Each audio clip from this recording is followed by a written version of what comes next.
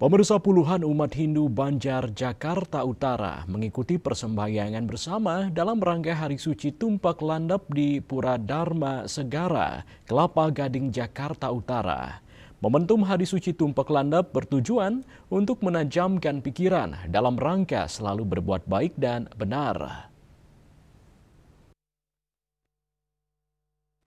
Puluhan umat Hindu Banjar, Jakarta Utara mengikuti persembahyangan bersama dalam rangka Hari Suci Tumpak Landep yang berlokasi di Pura Dharma Segara, Kelapa Gading, Jakarta Utara.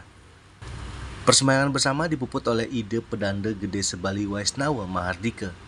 Makna Tumpak Landep adalah untuk menajamkan pikiran, budi dan hati serta menyucikan benda-benda tajam seperti alat-alat kerja, pusaka, dan kendaraan. Dengan upacara ini, umat Hindu memohon kepada Idi Betara Sang Hyang Siwa Pasupati agar diberi ketajaman pikiran untuk memilah yang baik dan buruk, serta agar selalu berbuat baik dalam menjalani kehidupan sehari-hari. Tumpak Landep juga menjadi tonggak untuk melakukan introspeksi diri, guna memperbaiki karakter dan perilaku agar lebih selaras dengan ajaran agama.